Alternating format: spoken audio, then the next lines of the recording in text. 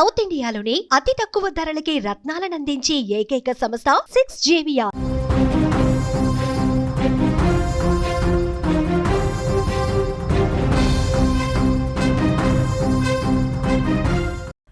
Ukraine drone దాడులకు Russia ప్రతీకారం తీర్చుకుంటుందా? అణుబాంబులతో Ukraine ని అంతం చేస్తుందా? ఇప్పుడు సిచ్యువేషన్ అలాగే కనిపిస్తోంది. 4 ఏళ్లుగా కొనసాగుతున్న ఈ యుద్ధంలో ఖచ్చితంగా యుక్రెయిన్ పై అణుబాంబులు వేసి తీర్తామని గతంలోనే రష్యా అధికారులు హెచ్చరించారు. తాజాగా డ్రోన్ దాడులతో ఆ హెచ్చరికలు మరింత బలపడ్డాయని ప్రపంచ దేశాలు అంచనా వేస్తున్నాయి. రష్యాలో వైమానిక శక్తిపైన యుక్రెయిన్ దాడి చేయటం, అది కూడా డ్రోన్లతో దాడి చేయడంతో రష్యా తీవ్రంగా రియాక్ట్ అవుతోంది. ఎట్టి పరిస్థితుల్లో యుక్రెయిన్ పై ప్రతీకారం తీర్చుకుంటామని హెచ్చరిస్తోంది.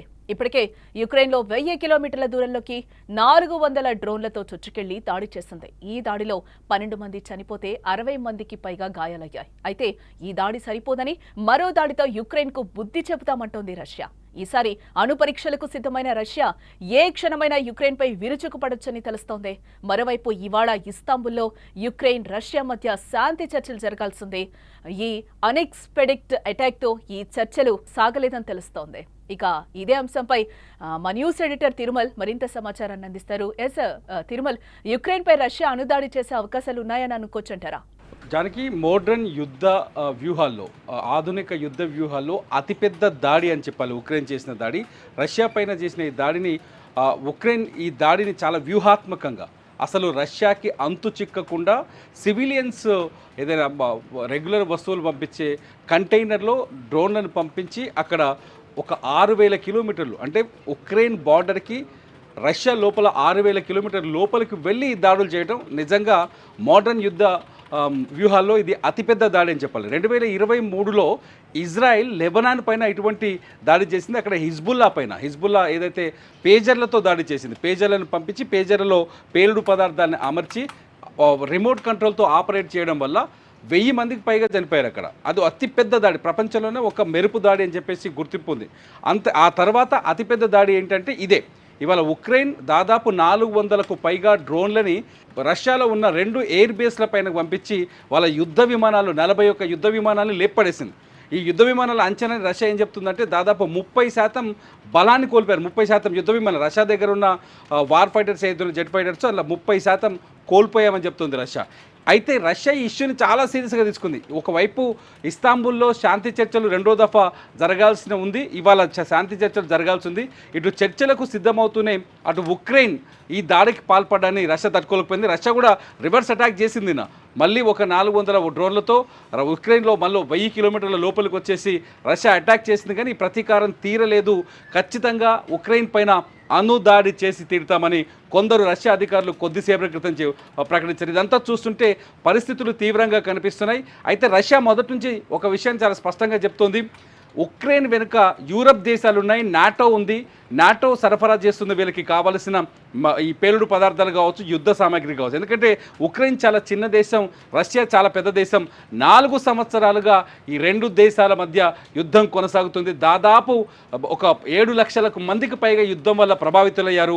15,000 మంది పైగా చనిపోయారు ఇప్పటి వరకు. అయినప్పటికీ యుద్ధం ఆగట్లేదు.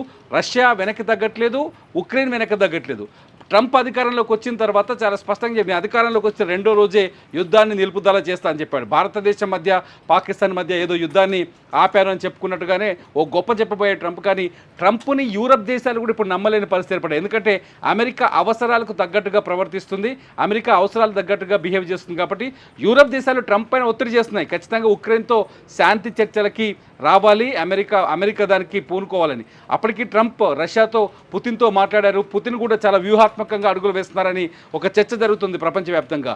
ట్రంప్తో సానుకూలంగా స్పందిస్తూనే యుద్ధం విషయంలో మాత్రం వెనక్కి తగ్గట్లేదు. ఉక్రెయిన్ పైన తాజాగా ఇవాళ ఉక్రెయిన్ దాడి చేసింది. ఉక్రెయిన్కి కొద్ది రోజుల క్రితం ఈ వారంలోనే ఉక్రెయిన్ పైన రష్యా ఊహించని మెరుపు దాడులు చేసింది. ఈ దాడుల నేపథ్యంలో ఉక్రెయిన్ రష్యా మధ్య ఆ గ్యాప్ అట్లాగే కొనసాగుతుంది. శాంతి చర్చలు జరుగుతున్నప్పటికీ సీజ్ ఫైర్కి అయితే అవకాశాలు ఎక్కడా కనిపించట్లేదు. 2 దేశాల మధ్య భీకర యుద్ధ వాతావరణం కనిపిస్తుంది. 4 ఏళ్ల తర్వాత కూడా ఇవాళ ఉక్రెయిన్ రష్యా యుద్ధ విమానాలపైన అటాక్ చేయడం అనేది చాలా సీరియస్గా కనిపిస్తుంది. ఖచ్చితంగా గతంలోనే పుతిన్ చాలా స్పష్టంగా వార్నింగ్ ఇచ్చాడు, అణుదాడి చేసి తీరుతామని. రష్యన్ అధికారులు ఇవాళ కూడా మళ్ళీ కొన్ని స్టేట్మెంట్స్ ఇచ్చారు. ఇప్పటికే ఉక్రెయిన్ పైన అటాక్కి అణుబాంబుల్ని మరి టెస్ట్ చేస్తున్నారనే ఒక వార్త కూడా కనిపిస్తోంది. ఒకవేళ అదే జరిగితే మాత్రం ఊహించని పరిణామాలు జరిగే అవకాశాలు చాలా స్పష్టంగా కనిపిస్తున్నాయి. జానకి, ఉక్రెయిన్ పై అణుదాడి చేస్తే అది మూడో ప్రపంచ యుద్ధానికి దారి తీయొచ్చు అంటారా? చాలా స్పష్టంగా ఒకవేళ అణుదాడి గనక ఉక్రెయిన్ పైన జరిగితే, రష్యా ఈ రాత్రికి ఏదైనా అటాక్ చేయగలిగితే ప్రపంచ యుద్ధానికి, మూడో ప్రపంచ యుద్ధానికి ఆస్కారం కూడా ఉందని చెప్పొచ్చు. ఎందుకంటే ఉక్రెయిన్కి యూరప్ దేశాలు మద్దతుగా ఉన్నాయి. మొదటి నుంచి యూరప్ దేశాలు ఉక్రెయిన్ సపోర్ట్ చేస్తున్నాయి. ఒకవేళ ఉక్రెయిన్కి తీవ్ర నష్టం జరిగితే ఖచ్చితంగా యూరోపియన్ దేశాలు దానిపైన, రష్యా పైన రివెంజ్ తీసుకునే అవకాశం ఉంది. రష్యా కూడా పదే పదే చెప్తుంది, మీ నాటో ఎయిర్ బేసెస్ పైన, ఆర్మీ బేస్ల పైన అటాక్ చేస్తాం, మీరు ఉక్రెయిన్కి మద్దతు ఇస్తే, ఏ క్షణమైన మద్దతు ఇస్తే మీ నాటో ఎయిర్ బేసెస్ పైన అటాక్ చేస్తామని మొదటి నుంచి రష్యా వార్నింగ్ ఇస్తుంది. ఇవాళ కూడా అది చెప్పింది. అయితే జెలెన్స్కీ ఎవరైతే ఉక్రెయిన్ అధ్యక్షుడు ఉన్నారో ఆయన చాలా స్పష్టంగా చెప్పాడు, రష్యా పైన మేము రాత్రి చేసిన దాడుల్లో ఉపయోగించింది కేవలం ఉక్రెయిన్ సొంతంగా తయారు చేసుకున్న డ్రోన్లు, ఈ డ్రోన్ల ద్వారానే అటాక్ చేశాము, దీనికి విదేశీ డ్రోన్లు లేవు, మాకు యూరప్ నుంచి ఎటువంటి మద్దతు లేదు. బయటికి చాలా స్పష్టంగా చెప్తుంది మొదటి నుంచి ఉక్రెయిన్ అమెరికాపై ఒత్తిడి చేస్తున్నాయి, ఉక్రెయిన్కి సపోర్ట్ చేయాలి, బహాటంగా రావాలని చెప్పేసి. కానీ ఉక్రెయిన్కి యూరప్ దేశాల మద్దతు ఉందని రష్యా బలంగా విశ్వసిస్తోంది. కాబట్టి ఖచ్చితంగా ఇది మూడో ప్రపంచ యుద్ధం వైపు మలుపు తిరిగే అవకాశం ఉంది. ఒకవేళ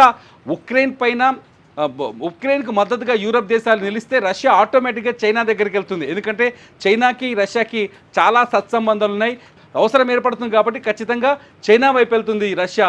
చైనా ఖచ్చితంగా యూరప్ దేశాలపైన వ్యతిరేకంగా ఉంది, అమెరికా పైన వ్యతిరేకంగా ఉంది. ఖచ్చితంగా చైనా ఏం చేస్తుందంటే రష్యాకి పూర్తి స్థాయిలో మద్దతు ఇవ్వడానికి ముందుకు వస్తుంది. ఇదే జరిగితే మాత్రం ఖచ్చితంగా మూడో ప్రపంచ యుద్ధం వైపు దారితీసే అవకాశం అయితే చాలా స్పష్టంగా ఉందని చెప్పొచ్చు. జానకి, అంటే యుక్రెయిన్ దాడి తర్వాత ప్రపంచ దేశాలు భారత్ని హెచ్చరిస్తున్నాయి. అసలు ఎందుకు హెచ్చరిస్తున్నాయి? ఎప్పుడైతే ఉక్రెయిన్ డ్రోన్లతో, ఇప్పుడు అధునాతన యుద్ధం ఎలా మొదలైందంటే డ్రోన్ అటాక్స్తో స్టార్ట్ అయింది. బ్రహ్మోస్ క్షిపణిని త్రూ డ్రోన్స్ ద్వారానే పాకిస్తాన్ పైన దాడి చేశాం. బ్రహ్మోస్ క్షిపణి అంటే డ్రోన్ల ద్వారా మభ్యపెట్టి పాకిస్తాన్ 11 ఎయిర్ బేసెస్ పైన అటాక్స్ జరిగాయి. ఆ తర్వాత ఇప్పుడు ఉక్రెయిన్లో కూడా మెరుపు దాడి జరిగింది. ఇది 400 డ్రోన్లు వెళ్ళి 6000 కిలోమీటర్ల లోపలికి వెళ్ళి అటాక్ చేయడం అనేది ఎవరు ఊహించనిది. సేమ్ సిచ్యువేషన్ ఒకవేళ భారత్ పైన పాకిస్తాన్ కూడా ఇటువంటి దాడులు చేసే అవకాశం ఉండొచ్చు అని చెప్తున్నారు. గతంలో కాశ్మీర్లో ఒక ఎయిర్ బేస్ పైన దాడి చేసింది, బయట ఉన్న పాకిస్తాన్ ఒక డ్రోన్ దాడి చేసింది.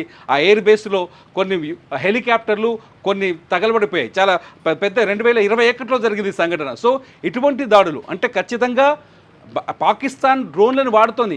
ఈ డ్రోన్లని మనకు తుర్కియా, ఏదైతే టర్కీ ఉందో Turkey at the same time China సరఫరా చేస్తోంది. ఎవరికి? పాకిస్తాన్కి మద్దతుగా నిలబడుతుంది, యుద్ధ సామాగ్రిని ఇస్తుంది. ఇటువంటి అటాక్స్ కూడా అవకాశం ఉండొచ్చు ఇండియా పైన అని చెప్తున్నారు. ఇదంతా చూస్తుంటే ఖచ్చితంగా భారత్కి ఇది ఒక పెద్ద హెచ్చరిక అని చెప్పాలి. ఇండియా ఇటువంటి విషయాల్లో చాలా జాగ్రత్త. నిజానికి భారత్ దగ్గర రష్యా తయారు చేసిన S-400 ఉంది, భారత్ దగ్గర కొన్ని ఏదైతే యాంటీ డిఫెన్స్ సిస్టమ్స్ ఉన్నాయి, మొత్తానికి ఉన్నాయి. కానీ ఇవి ఎంతవరకు కాపాడుతాయి? గతంలో జరిగిన అనుభవాలు దృష్టిలో పెట్టుకొని ఉక్రెయిన్ ఇప్పుడు నిజాన్ని చెప్పాలంటే రష్యాకి ఉక్రెయిన్ మధ్య వార్ కొనసాగుతుంది. యాంటీ డిఫెన్స్ సిస్టమ్స్ ఏవైతున్నాయి అన్నీ యాక్టివ్ అయి ఉంటాయి. అయినప్పటికీ కూడా డ్రోన్లని ఏమి చేయలేకపోయింది. అంటే కంటైనర్లలో డ్రోన్లని రష్యాకి పంపించి అక్కడి నుంచి లాజిస్టిక్ కంటైనర్లలో డ్రోన్లను అక్కడికి పంపించి అక్కడి నుంచి రిమోట్ ద్వారా ఆపరేట్ చేసి రష్యాలో ఉన్న 2 ఎయిర్ బేస్ల పైన అటాక్ చేయడం అనేది ఎవరు అంచనా వేయని వ్యూహం. అటువంటి వ్యూహం భారత్లో కూడా జరగవచ్చు అనేది హెచ్చరిక వెనుక ఉన్న అర్థం. అందుకనే ప్రపంచ దేశాలు కానీ లేకపోతే ఈ దాడి తర్వాత భారత్ జాగ్రత్తగా ఉండాలి, పాకిస్తాన్ ఇటువంటి దొంగ దెబ్బలకు తీసేందుకు రెడీ అవ్వచ్చు అనేది ఇక్కడ కనిపిస్తున్న చర్చ. Right Tirumala, thanks for the update. Yes, మొత్తంగా మనం చూడొచ్చు యుక్రెయిన్ రష్యా మధ్య యుద్ధం ముదిరిందని చెప్పుకోవచ్చు. యుక్రెయిన్ డ్రోన్ దాడిపై రష్యా ప్రతీకారం తీర్చుకుంది. ఏ క్షణమైనా యుక్రెయిన్పై భారీ దాడి చేస్తామని కూడా గతంలో పుతిన్ చెప్పిన పరిస్థితి అయితే మనకు కనిపిస్తుంది. ఇప్పుడు అదే అనుమానాలు నిజమయ్యేలా కనిపిస్తున్నాయి. ప్రతీకారం తీర్చుకుంటామని రష్యా ప్రకటన కూడా చేసింది. అణుబాంబులు వేసే ఛాన్స్ ఉందనే చర్చ కూడా ఇప్పుడు మొదలైపోయింది. యుక్రెయిన్ని అంతం చేస్తామంటూ కూడా సవాళ్లు విసురుతోంది. యుద్ధం ఆపాలంటూ యూరప్ దేశాలు కూడా వినిపిస్తున్నాయి. ట్రంప్పై ఒత్తిడిని యూరప్ కంట్రీస్ పెంచినట్లుగా కూడా తెలుస్తోంది. ఎస్, నిజంగానే రష్యా ఎలాంటి నిర్ణయం తీసుకుంటుంది? సడన్ గా యుక్రెయిన్ స్తబ్దుగా ఉన్నది ఒక్కసారే రష్యా గడ్డ మీదకొచ్చి అటాక్ చేసిన పరిస్థితి కనిపిస్తుంది. దీంతో పుతిన్ ఎలాంటి నిర్ణయం తీసుకుంటారనేది కూడా చూడాల్సిన అంశం. మరిన్ని అప్డేట్స్ కోసం చూస్తూనే ఉండండి సుమన్ టీవీ.